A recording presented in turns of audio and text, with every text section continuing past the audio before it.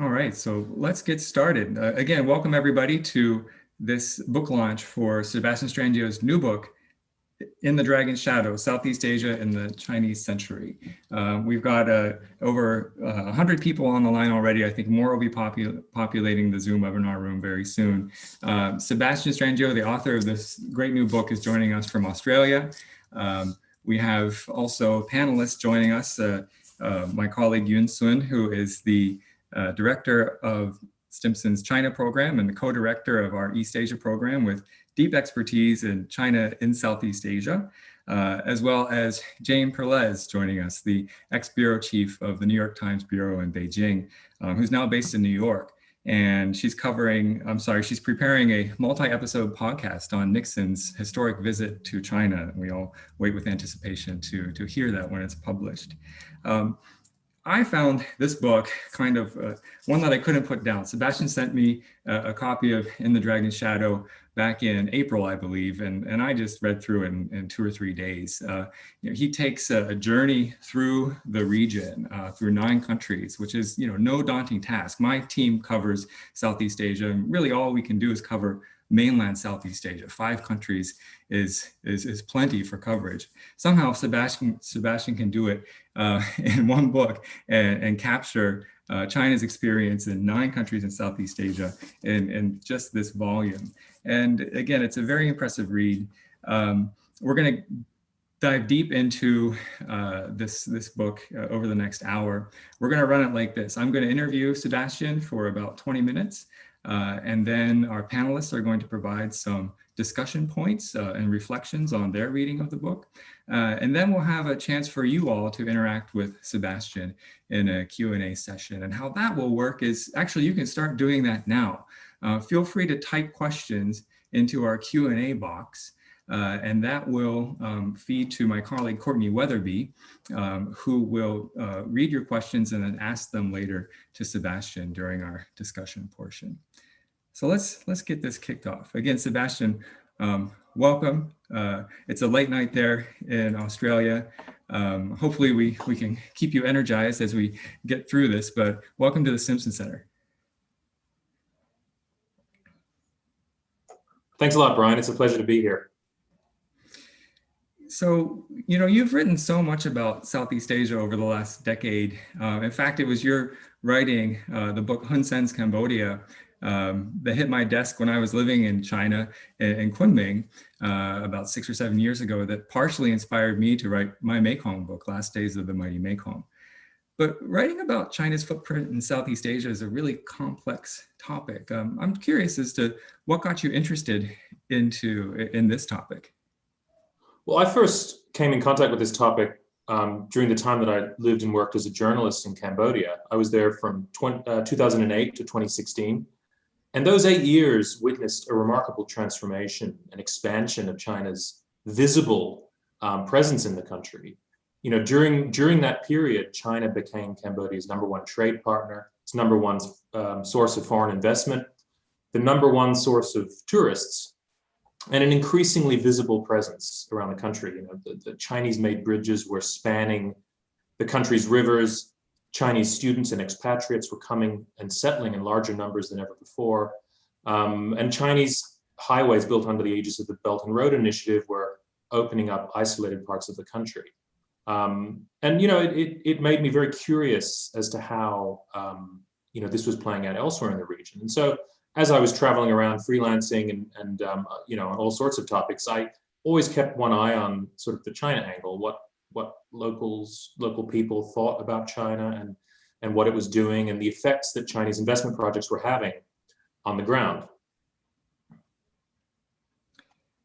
And then eventually I think you began to travel around the region, I guess more deeply and look at this. Getting started in Cambodia is interesting because China has a deep history in Cambodia that actually goes back thousands of years. In fact, the only written, from my understanding, and you write about it in your book, the only written record of early Khmer history comes from Chinese explorers and Chinese merchants that have visited the region. So getting into this historical observation, I really started studying China and Southeast Asia at the end of the 90s into the aughts, and paying close attention to what was happening from that point on. As a student of Southeast Asia and Asia, obviously you get into the colonial experience and the Cold War experience as well.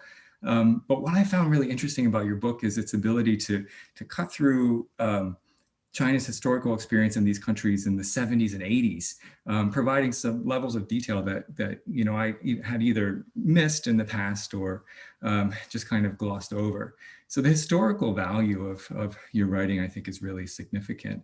I'm wondering if there are any kind of turning points in China's experience in Southeast Asia that are noteworthy, and perhaps you could focus a little bit more on the present or the last 20 years. Right. Well, I think, I mean, the obvious sort of turning point was the 1970s. Nixon's visit to China realigned or reset the strategic fault lines of East Asia and the wider Cold War, and paved the way for an opening of relations between anti-communist nations in Southeast Asia and the People's Republic of China. Obviously, then subsequently, the opening of China's economy at the end of the 1970s and through the 1980s was absolutely crucial. It meant that China was trading more with these countries. Relations warmed across the region. As a byproduct of that, restrictions, a lot of prejudicial legislation and restrictions that had been placed on ethnic Chinese living in Southeast Asia were gradually removed. And during this period, as well as China's economy grew, Southeast Asia assumed a new importance, where previously it had been sort of an arena for revolutionary activities and a way of sort of finding sort of revolutionary allies for Mao's China. It now became important, in a new way in terms of China's growing economy. So, in the maritime parts of Southeast Asia, the sea lanes upon which China's exports were now reaching the global markets became an increasingly important concern of Chinese strategists. At the same time, on the mainland of Southeast Asia, there was a perception that this could be, China could access the ocean from the west down directly to the Indian Ocean through Myanmar and to a certain extent Thailand, as well as building, good trade relationships and investment relationships with these nations. And so, Southeast Asia, through the 1980s, that was really the pivot decade where, it began to assume a new importance. And we see the sort of seeds of the present planted, China's present strategic assertiveness in the South China Sea, and its moves in mainland Southeast Asia are still motivated by these two basic concerns, to sort of establish control over the waters that lie close to China and through which billions of dollars of exports and imported crude oil pass, and also to gain direct access to the Indian Ocean through the mainland of Southeast Asia, to give China the Western Ocean or proxy Western Ocean, for the ocean that it lacks. Thinking about more recent years, particularly with the rise, if you will, of the Xi Jinping administration or regime in Beijing, comes the Belt and Road Initiative. And, the BRI, the Belt and Road Initiative, gets a lot of coverage in the press. It's Xi Jinping's signature foreign policy project, and gets a lot of attention here in Washington as well. Many here in Washington look at it for its geopolitical implications and also often call out a number of so-called white elephant projects. These are infrastructure projects, high-speed rail, ports, dams, et cetera. How do you cover the Belt and Road in the book, and what do locals in Southeast Asia think of it?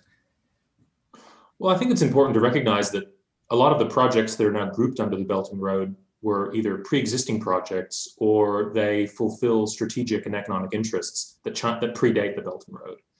So I think one overall sort of conclusion that I've drawn from researching this book is that it's a mistake to ascribe too much coherence and order to the Belt and Road Initiative. I mean, it really is a hugely complex and chaotic enterprise And I think if you take, the headline pronouncements of the Chinese government at face value, it seems like this grand unified scheme.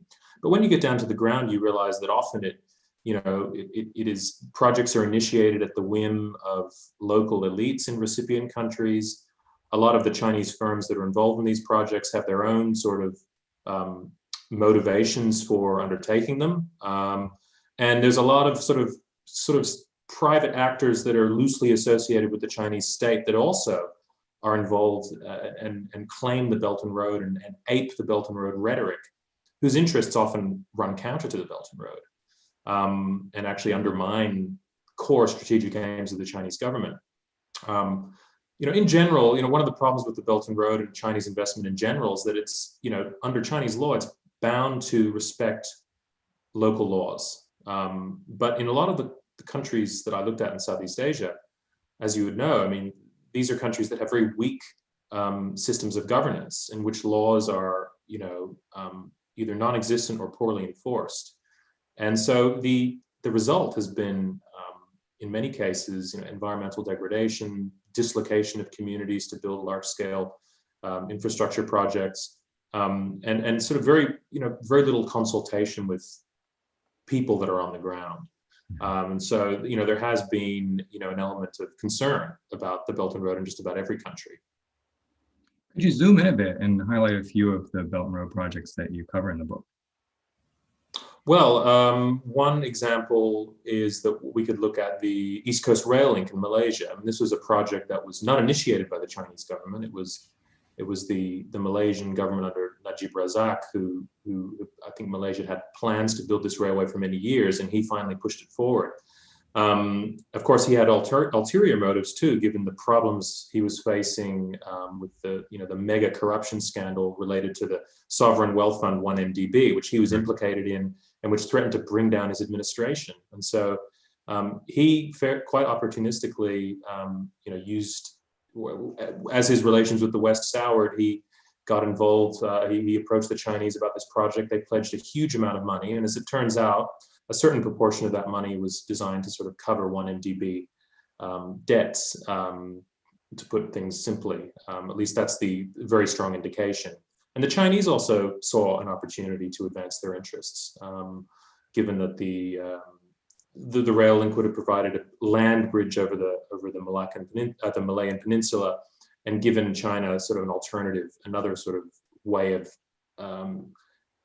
getting around the Malacca Strait and reducing its over-reliance on that maritime choke point. But this project was also, accompanied by massive concerns about debt. I mean, it was a $10 billion project, or 13 billion, I think. I'm getting my currency conversion mixed up. But it was hugely overpriced. And when I went to Malaysia in 2017, there were a lot of people I spoke to were deeply concerned about the long-term fiscal and impacts of this project. I'm glad you mentioned debt. Often we hear with China's overseas expansion the term debt trap diplomacy, and at the same time, China talks about its projects and foreign assistance and loans as those which come with no strings attached. But many are quick to point at China's willingness to lend to high risk and low income developing countries, those countries where other less risk averse investors are not investing. And those countries often don't have the capability to service loans in the medium or long term, or at least that's the perception. And a lot of people call this a form of debt trap diplomacy. And did you find instances of this in Southeast Asia? Well, I think the debt trap diplomacy thesis, argues essentially that China is using debt purposefully. It's actually intended to trap small countries in schemes of debt which they can't escape, and therefore to advance Chinese strategic interests accordingly.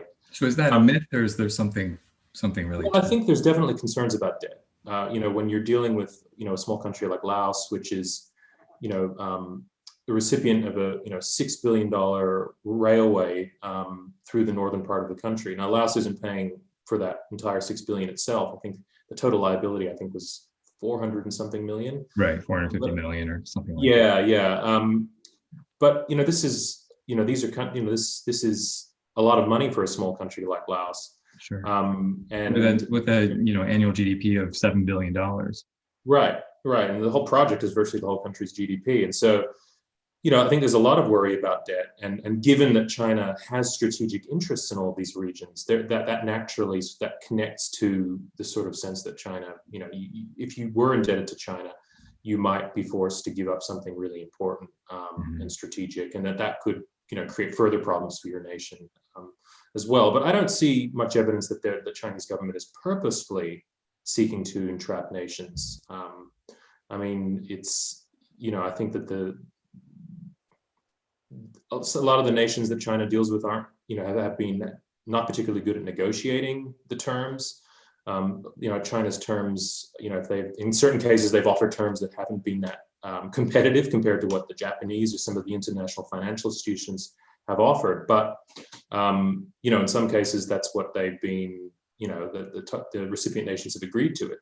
So there's really, I think it's important to see that there's really two sides to often to how these deals shake out. At least in Southeast Asia, a lot of nations have demonstrated a certain amount of agency in, sort of deciding what they want and what they don't. And as I said before, a lot of these projects have actually been initiated by recipient countries. They haven't sort of been planned centrally by the Chinese Ministry of Foreign Affairs or Chinese state-owned firms.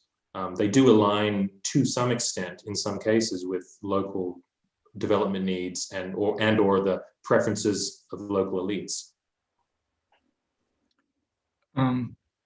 I need to correct myself. In thinking, I realized that Laos annual GDP is somewhere around $10 billion, not $7 billion. So I don't want to be off of that. We have a few more minutes in our interview, and then we're going to move into our discussion section with our panelists.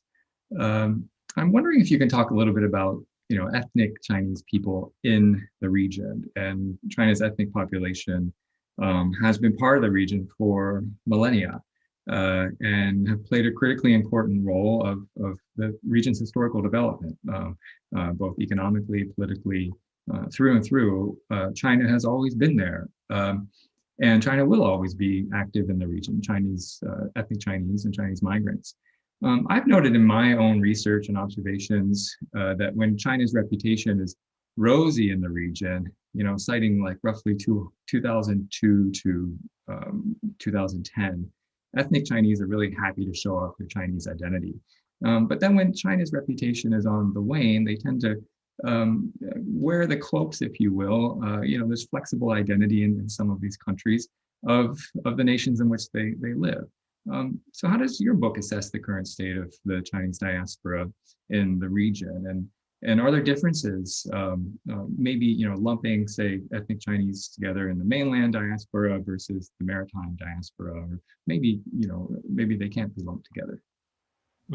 Well, I think in retrospect, the period lasting from sort of the 1980s through to sort of the end of the 2010s will probably be looked at in retrospect as sort of a golden era for ethnic Chinese populations of Southeast Asia. Before that, during the Cold War, as I hinted at earlier, in a lot of countries, ethnic Chinese were subject to all manner of, prejudicial legislation and restrictions, right. And informal discrimination. They were very frequently seen as a fifth column for Chinese communism.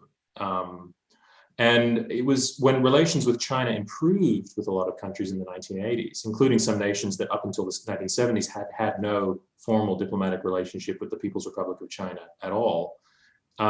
It suddenly became, these restrictions were gradually removed, and it became safe to proclaim and take pride in one's ethnic Chinese heritage. Then the economy began to grow. The Chinese economy opened up, and business relationships began to move backwards and forwards. And ethnic Chinese, a lot of ethnic Chinese conglomerates in Southeast Asia sunk a lot of money into the mainland and profited accordingly. And on the Chinese side too, the Chinese government made a very clear distinction in that he passed a nationality law in 1980 that drew a very firm distinction between Chinese cultural affiliations and loyalty to the Chinese state.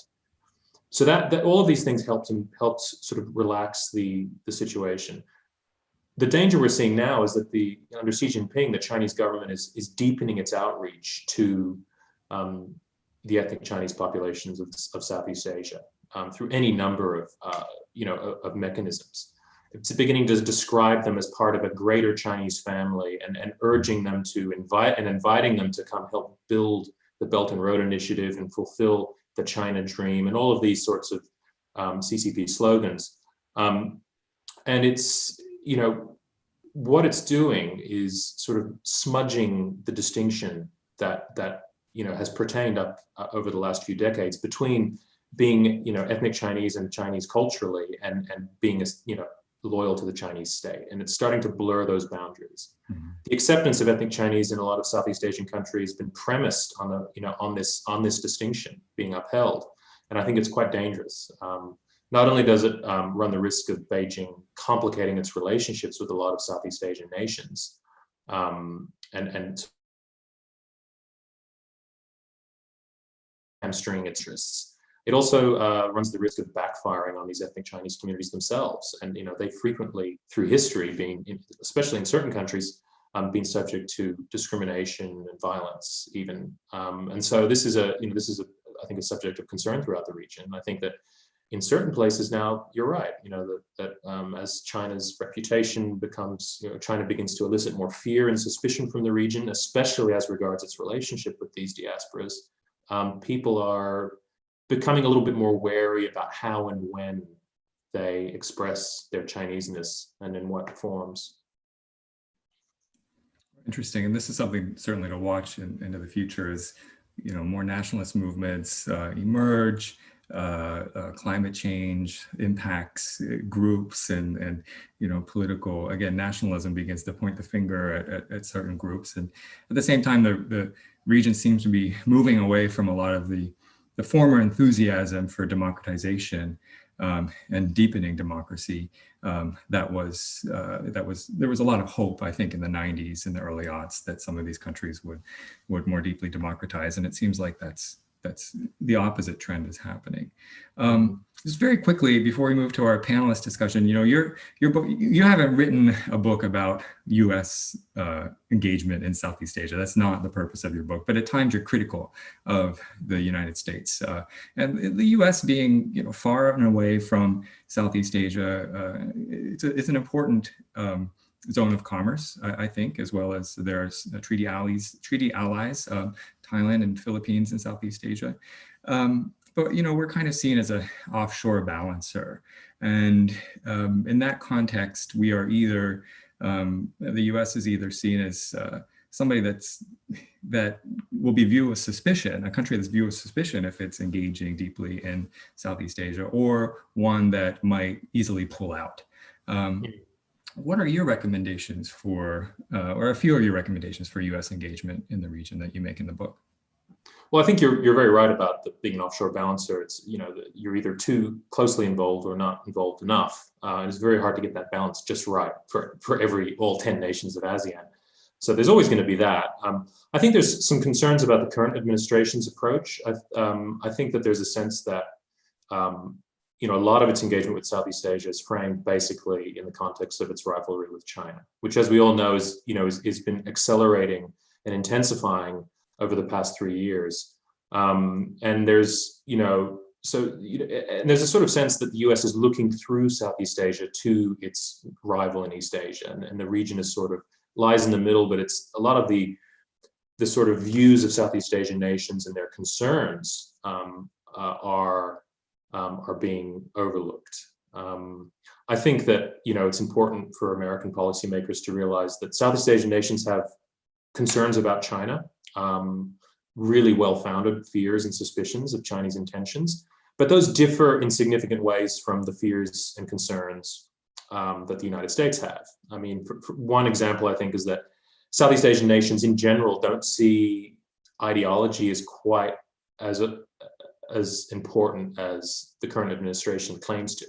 We hear, some Secretary of State Pompeo speaking in sort of this like starkly ideological language about the coming showdown between freedom and authoritarianism. And I don't think most of the nations in Southeast Asia, at least the leaders of the nations, tend to view things that way. They tend to see that actually they have some, certain shared interests with China in addition to the economic interactions that bind the two regions. So I would also advise that the US sort of play down the ideological rhetoric and recognize that Southeast Asian nations see it basically as a question of power, not as a question specifically of principles, and that they want a balance of power that enables them a certain room for maneuver, but they don't want an escalating tensions that threaten to break out into conflict, a conflict which could very well involve Southeast Asian nations. Right. There's always that danger of forcing countries to choose. And we've seen how that has played out in the past, unfortunately. So I think as we move through our event today, since we are mostly drawing in a Washington-based crowd or a US-based crowd, not necessarily, we probably have participants in this webinar that are calling in from all over the world. I would anticipate there'll be more questions about US engagement in Southeast Asia. Let's move into our panelist portion of the book launch. And this is an opportunity for our panelists to provide some reactions to your book, as well as some discussion points. And I hope that after my colleague Yun Sun and Jane Perlez provide their comments, that the three of you, or the four of us, can have a brief discussion about what is raised during this discussion session. So I'll move to Stimson's China Program Director, Yun Sun, first to provide some brief commentary on her read of the book and some questions for you. Thank you, Brian, and thank you, Sebastian. Kudos to a really fantastic publication on China-Southeast Asia relations. We know that recently, for the second half of this year, there are a couple of books about this topic, but what I really appreciate from your publication, from your book, is not only a dissect or an analysis of what is currently happening, but also what is a historical background that have paved the ground for China's approach to Southeast Asia today. So I have primarily three comments and correspondingly three comments about three questions. And I would love to get a sense from you as to how you evaluate some of the key questions between China and Southeast Asia. The first one that is one of the points that you made in your book, which is focused on Southeast Asia's central status to China's ambition. So not only regional ambition, but also global ambition. So I think that raises a very interesting point because it tries to compare Southeast Asia with other regions, for example, on China's periphery, and how do we rank the prioritization of these different subregions in China's foreign policy hierarchy, if there is such a hierarchy. And I wonder how you would rank it, because if we look at China's national security, Northeast Asia is usually where China perceives most stringent national security threat, such as on Korean Peninsula, war on Taiwan. And if we look at the Belt and Road, the general direction is for China to go west, go in the west, the direction of the west. So there's a polar Silk Road through the Arctic, and the belt of the Belt and Road actually goes through South Asia and Central Asia through the land bridge to Europe. So in comparison, what make the judgment that Southeast Asia is central to China's ambition? And where would you put Southeast Asia in China's regional hierarchy? Secondly, I think your description of the BRI initiative in Southeast Asia is particularly illuminating, because like you just pointed out, the BRI initiative, other than the fact that we are seeing a lot of white elephant projects like Brian mentioned, it's actually quite chaotic and less systematic or well organized than many of the foreign observers would like to believe. And what you pointed out about the intentionality or the lack of intentionality or the purposefulness of China's death trap diplomacy, I think is particularly important angle to understand the effectiveness or the lack of effectiveness in China's BRI diplomacy. So I guess related to that, especially for Southeast Asia, now we know that COVID-19 has further slowed down China's economy, and China is being required or being asked by the developing world to participate in initiatives such as SSDI, to provide debt forgiveness or debt suspension to the most affected, heavily indebted countries. So what that means is that the financial resources that Beijing has available at its disposal to spend along the BRI is going to become much tighter compared to before. And I think this happened even before COVID-19. If you look at the second BRI summit in Beijing last year, the summit basically redefined the priority of BRI to quality projects instead of focusing on the quantity. So I think that also illustrates the Chinese desire to avoid this mounting debts that the BRI countries owe to China. As debt trap diplomacy or the debt equity swap is not always an ideal way to go, because look at the Sri Lanka's Hambantota port example, it only casts more doubt and suspicion about China's intention by lending this much money to BRI countries. So looking forward, how would you assess that the BRI's continuation in Southeast Asia, or are we going to see some level of moderation or even some level of reduction in the region? And this last comment and question is, Brian actually covered it very well. So if we look at the regional power dynamic and look at the US-China interaction in Southeast Asia, we hear every Southeast Asian country saying to both great powers, don't force us to choose. We don't want to choose. We don't want to be made to choose. And you said it very well, that Southeast Asia would like to keep this balance of power between US and China. They don't want to side with one over the other. But you also provided some recommendations that US needs to heed this intention or this desire to play bloc diplomacy, to force Southeast Asia into this impossible and difficult position. But I wonder, what would a desirable US policy look like then? So if it's not bloc diplomacy, which is very much a zero-sum calculation and looking at Southeast Asia through the lens of China, what is the alternative to that? I can think of two. One is a rules-based inclusivity. So for US to be in charge or to lead the regional norms and the rules and try to immerse China through these, or control China's behavior through these international norms. And another possibility is what ASEAN probably would like to see, which is ASEAN centrality. Empower ASEAN to lead. So ASEAN will be the central voice in this power dynamic and making the rules and dictate what US and China would individually be allowed to do. And of course, the challenge to that is ASEAN really capable of playing that role, and whether that should be a position that US should support. So I would love to get your thoughts on these three questions. Again, a great publication, a great book. I think all students of China, Southeast Asia, or even China BRI should read your book. Thank you, Sebastian. Thank you, you, Brian. Thanks, should we go? I've been taking notes and dropping Yun's questions into our chat, into our panelist chat line. So let's move to Jane's commentary, and then we can get back to the questions collectively after Jane's commentary. Sounds good. Hi, everyone. Greetings from Manhattan. I just want to commend Sebastian for a book on perhaps my favorite region of the world. It's not easy to write about nearly a dozen countries and make a cohesive whole, though when you have a challenge like China bearing down on the whole enterprise and focusing on the region like a laser beam, that makes a pretty excellent narrative right there. And I have to say, all of those who are listening in, Sebastian really makes it happen. So I really recommend the book. And if you don't mind, because I'm a journalist, I'm going to follow, and not a sort of academic theoretician, I'm going to just follow some threads that Sebastian has dealt with and that I actually covered when I was posted in Jakarta 2002 to 2006 or 7, and then when I was recently posted in Beijing. But first, just a small bit of personal history. When I was in Jakarta, I watched the seeds of what you could call the China onslaught in Southeast Asia. It seems so quaint now, but in 2004, I wrote 3 articles about China's growing influence in Southeast Asia.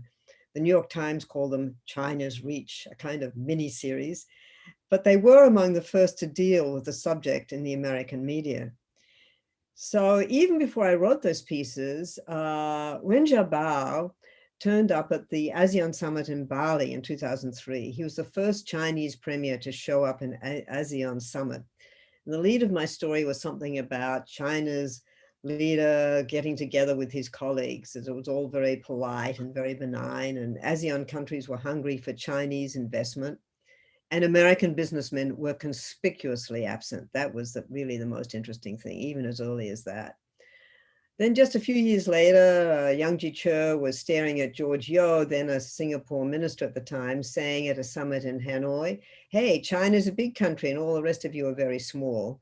So that gave us a taste of what was about to come, I think. Then just a few years later after that, Xi was the first foreign leader to address the Indonesian parliament, talking about how China and Indonesia must stick together through thick and thin. So it's been a pretty steady trajectory, which Sebastian really follows. And so let's take Indonesia, where I think Sebastian's very skilled at pointing out Indonesia's problems with China based on its past history and on its increasingly conservative Muslim population. And I think Sebastian is right to emphasize how Indonesia stood up to China and is likely to remain resistant to China, particularly over naval issues. There was a tiny piece of the Indonesia puzzle that I would have liked to have seen more of in the narrative.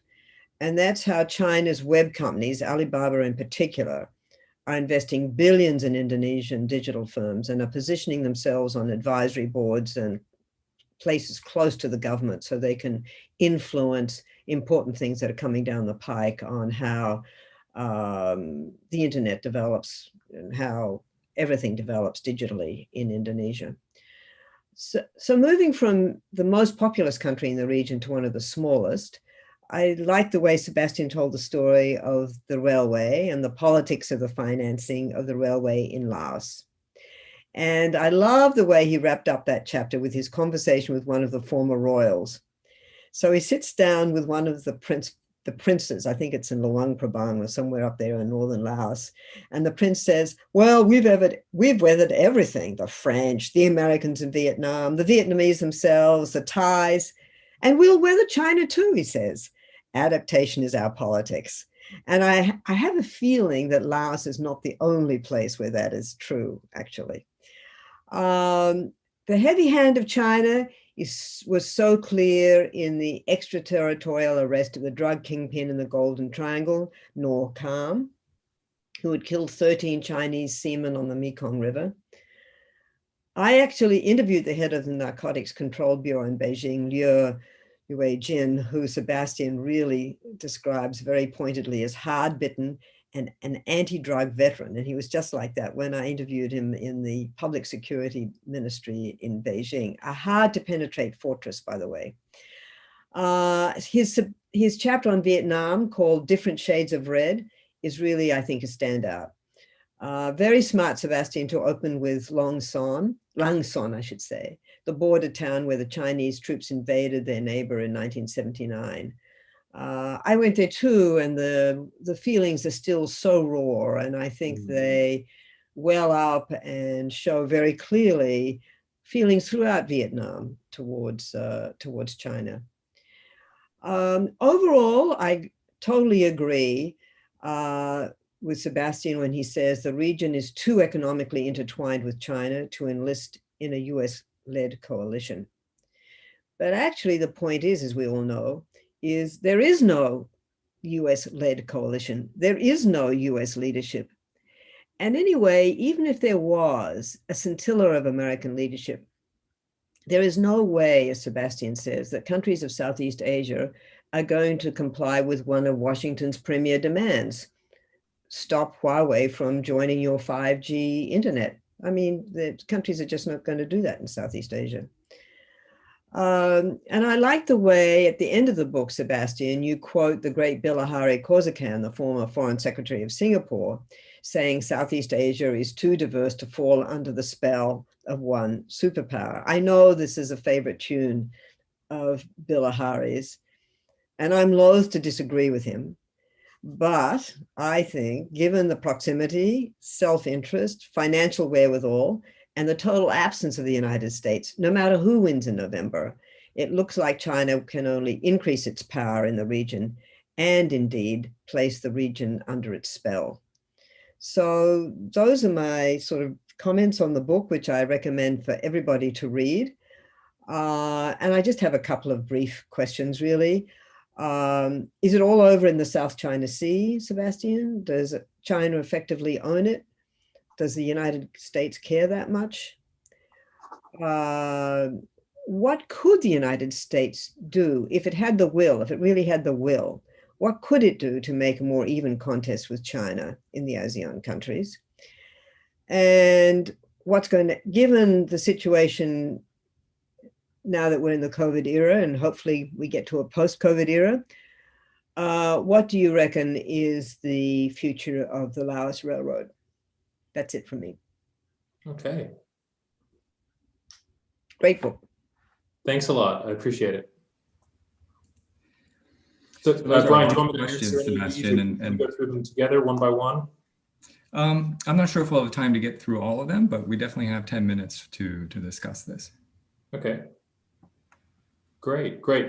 Well, I'd quite like Yun's question about the ranking of Southeast Asia in Chinese foreign policy priority. I think I'm not a China specialist, so it's maybe not something that I can offer a definitive answer to, but I think one of the things I argue in the book is not so much that Southeast Asia is the most important region for China, but it occupies a unique position for China in that, it's the one area around China's periphery where there really isn't an entrenched great power kind of constraining the expansion of Chinese influence. So, this perception in Beijing that the country's been encircled by either nuclear armed rivals like Russia and India, or U.S. treaty allies like South Korea, Japan, and the Philippines, and that they're sort of trying to hold China in. Southeast Asia is one place where there is a bit of egress for Chinese influence. That they're relatively small countries. It's a fairly fragmented region geographically, and so this is sort of establishing sort of a sphere of influence or an effective control over this region or influence over this region is important in sort of it may not be the number one priority that China has, but it certainly helps enable. It's an important enabling region in terms of securing China's the security of the Chinese economy, and gaining access to the oceanic thoroughfare, because of course South China Sea, to the east of that is the Pacific Ocean. And so if China can establish its control within the first island chain, then it can project its power further afield. And of course, the belt, I get confused, Belt and Road. The road is the maritime part. It's very confusing. But the roads, they all, to go from China west, they all have to go through Southeast Asia, as all of China's, a lot of China's global exports do, and as its imports from Middle Eastern crude oil do as well. So it's an important first stop on the road in that respect. So Jane asked, is it all over in the South China Sea? I would, it's a very difficult situation because China is basically on its home turf in this, in terms of the dispute between the United States and China and how they both see it. And, it has, an asymmetrical advantage. The US has much more powerful military deployed globally, or able to be deployed globally, but China has the advantage of proximity, and it would be, if there was to be a conflict, it would be fighting in its backyard, and I think that it means a lot more for China than it does for the United States, at least at the moment. And so, what is the US willing to risk? Like, how many aircraft carriers is it willing to lose in order to make a point about? And I guess that's sort of the danger of this, is that the only way that China can make escalatory moves in the South China Sea, and then call the United States bluff, and it's ultimately how big a price is the US willing to pay to maintain hegemony in that region, and it's very difficult, because it's thousands of pages have been written about, the what happens when there is an incumbent power and a rising power and how they interact, and there's a certain logic to the escalating competition between the two powers. But unfortunately, the trend lines are all moving in a pretty worrying direction in terms of the likelihood of some kind of conflict.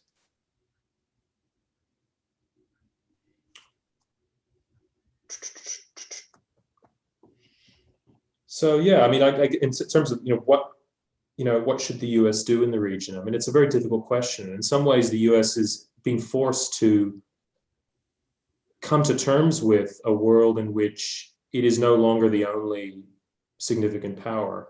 There is inevitably, even if China was not engaging in the sort of assertive behavior that it has been over the past decade, there has been a massive shift of wealth from west to east. It's not just China; it's India. It's a lot of other formerly developing nations in Southeast Asia and Southeast Asia and other parts of the world as well. And I think that inevitably is going to involve a relative decline. And what the United States does in Southeast Asia is a subset of the broader question of how it handles the transition from sort of being the only significant superpower to being, one perhaps still the most powerful in itself, but relatively less powerful compared to others. And there's no real easy answer to that, I don't think. I mean, again, people are arguing about this, people who are much more qualified than I am about some of the sort of military type, questions to do with this. I think that if the US wants to expand its influence in Southeast Asia, I think it needs to meet China's challenge on the grounds that it's most significant, which is economics. It needs to do more to sort of support the region's development challenges and development needs, and build. I think it should be more pragmatic too. I think that's another thing. I think that values are a very important part of foreign policy. There's certainly a place for them, but I think there's a sort of sense in which we should pick our battles a bit about this. I think that there are some sorts of human rights abuses that have to be called out by nations that claim to believe in these principles. But it's also the case that for relatively minor, it's sometimes putting pressure on governments in the region. It activates an anti-colonial reflex, which over the last couple of decades has tended to push these countries towards China, which I argue in the book that one of China's most in-demand exports is protection from Western pressure, or a shield from Western diplomatic and economic pressure, mostly to do with human rights issues. And so I think that there's a need to be a lot more hard-headed about these sorts of things, and to downplay the ideological rhetoric, and to I think the Trans-Pacific Partnership was a massive missed opportunity.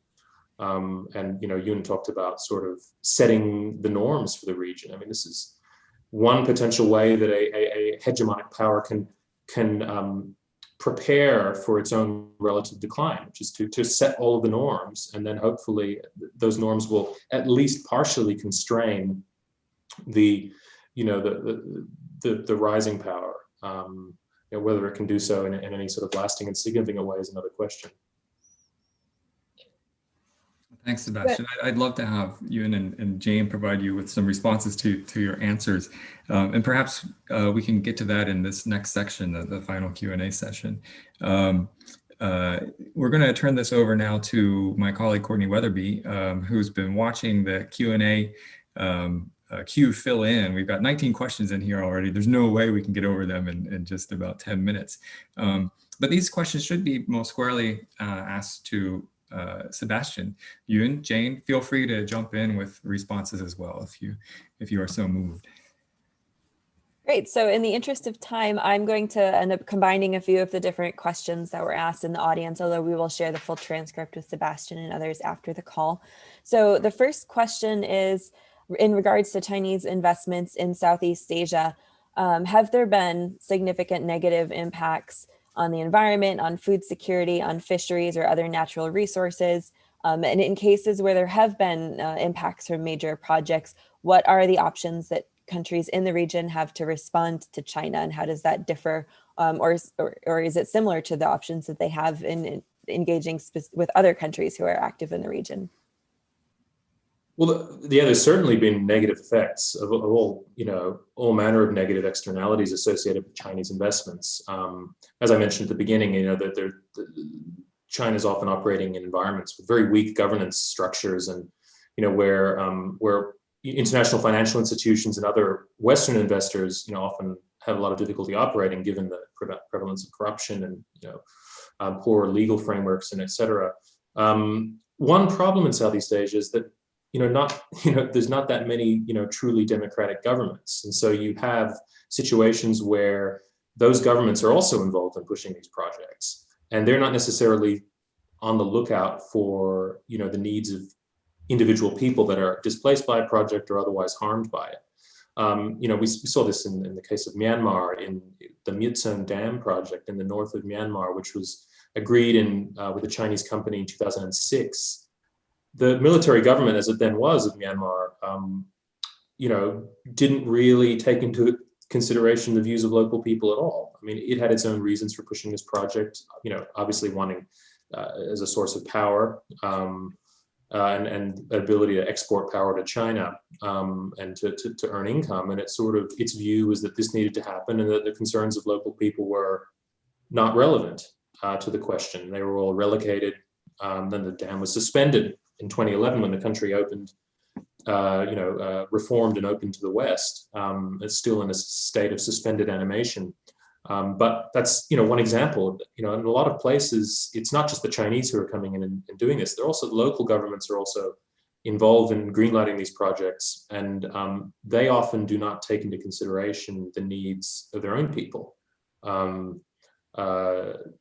Or they have their eyes fixed on a longer term vision for their country's development, which can justify these people's sacrifice. If anyone else wants to jump in, feel free, of course.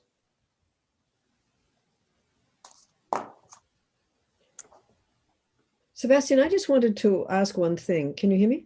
Yeah. What do you think what's the post-COVID economic picture going to look at, generally speaking, in Southeast Asia? Well, I mean, there's so much water still to go under the bridge. I think we're just seeing now the beginnings of the economic downturn, which is likely probably to last for a very long time. And exactly how far it goes and to what extent it dominoes over into political crises, we may be seeing the first of those in Thailand right now, really remains to be seen. I think in terms of China's influence in the region, I think, the Chinese probably, I think almost certainly lost, the Chinese image was dulled by its own handling of COVID-19 when it first broke out in central China. I think that there's, that certainly hasn't endeared the region to Beijing. I think also the fact that it took the opportunity to push maritime claims while other nations were dealing with their first outbreaks of COVID, is also something that's a concern in the region. And, but the American response also hasn't been very good. It's the lack of leadership and being able to contain the crisis within the United States, I think is, it's punctured the impression of American competence in a really damaging way. And so in relative terms, China and the United States probably are in a pretty similar position in terms of the views of Southeast Asians as they were before pandemic. I think that the longer term, I think one of the, China's relationship with Southeast Asia there's in many ways a structural sort of component to it, which is the geographic proximity of the two regions. And that proximity isn't going away. And in fact, COVID could even, accentuate the importance of that proximity. So as Southeast Asian nations look to rebuild their economies and get their people back to work, China, which is on the road to recovery from COVID, at least at the moment, looms as an important partner. In Thailand, you often hear people complain about Chinese tourists. They're rude, they're uncouth, they have no manners, and all this sort of thing. But I think that they will be welcomed back with open arms, given the state of the Thai tourist industry at the moment. So I think that, China will, I think this there's a lot of unknowns, but I think that China's still going to be there at the end of the pandemic. I think it's going to give them a big opportunity, actually. You could be right. Well, just sort of picking up on that and speaking of opportunities and partnerships, we had a few questions about the role of other countries in the region. You know, as you started discussing that it's not just US and China, we had a question specifically about how Japan has been involved, because the extent of Japanese investment and development assistance is quite significant. How effective has Japan been at using that engagement to generate influence? And is there sort of a balancing act that they can play? We had another question about the role of India. India gets a lot of attention as a potential partner for the region. Can you talk about sort of how you view those or other partners outside of the US-China dynamic? And Sure. just jumping in there, I think Courtney identified book 2 and book 3, the follow-on books. Sebastian, right? Oh, God help me. So yeah, I'll start with India, because that's, I think, a little bit easier to dispatch. I think, India really still punches under its weight in Southeast Asia. I think that India's strategic focus, this may be beginning to change, but is generally being towards the West, towards its tense rivalry with Pakistan, and increasingly towards the North, to China itself. And while Modi's government has sort of pledged to expand relationships with the ASEAN nations, India's investment presence in Southeast Asia remains fairly scant. Its trade with the region is fairly small.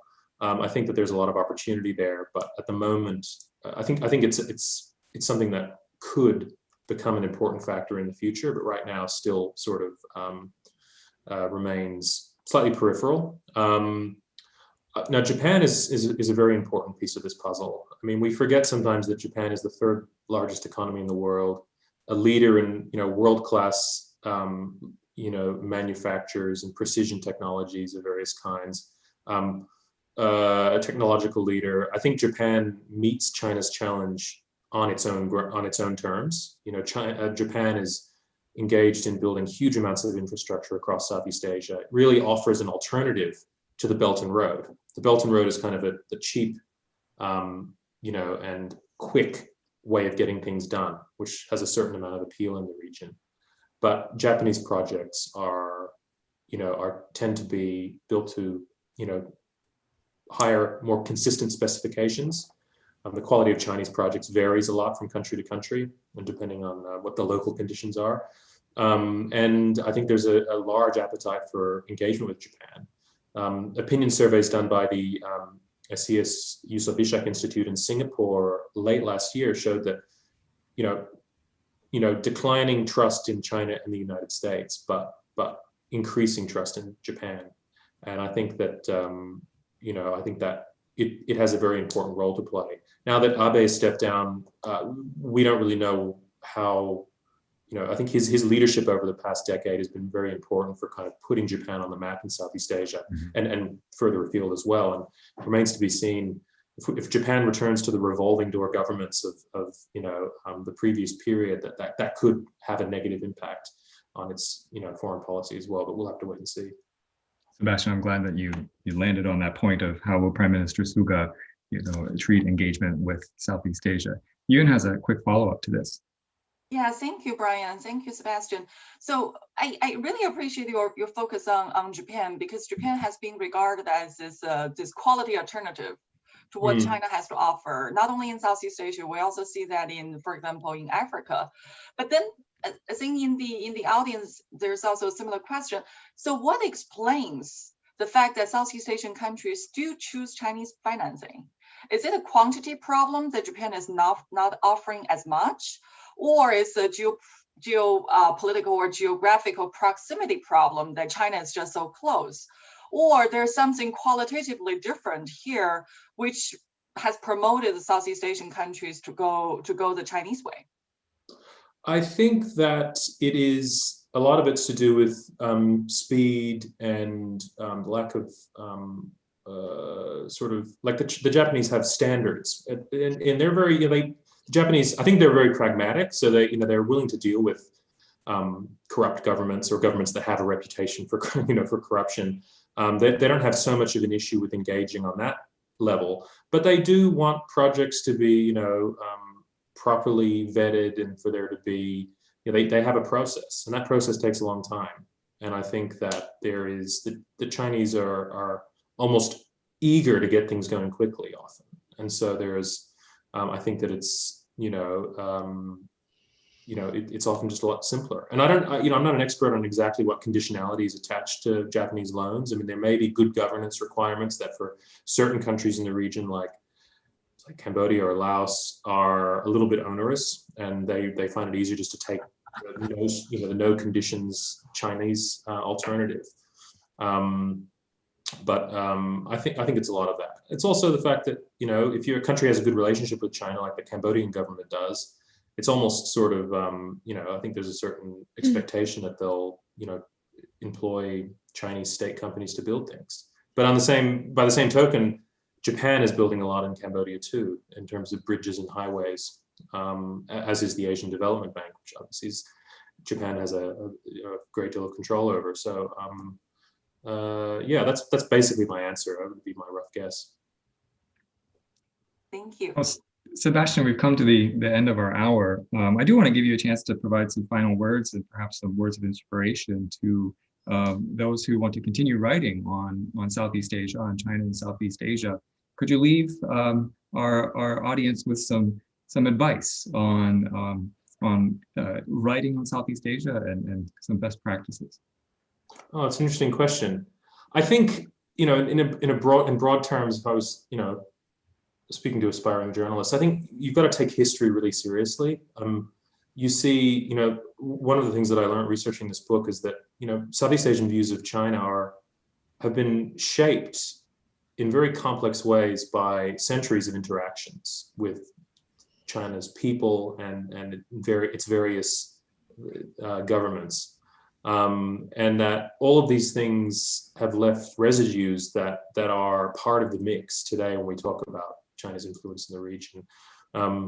The history of Western imperialism has always also left an incredibly profound mark on Southeast Asia. I think that the legacies of imperialism are still being worked through today. We see that in the challenges that Myanmar has in forging a cohesive, inclusive nation from an incredible ethnic diversity. We see it in the demographic transformations wrought by British imperialism in Malaysia, and the way that the relationship between ethnic Chinese and ethnic Indians whose ancestors were imported into the colony to work on rubber plantations and in tin mines, still elicit great deals of concerns from ethnic Malay majority of the country. And so I think all of these things are part of the mix, and all of them impact developments in these countries, and also impact their relations with powers, not just China, but also the United States. And I think I would probably, one final thing is to also be aware, if you're American, of the way that American perceptions of China have been shaped by history and by culture. I think that's an important part of the mix too. The US has had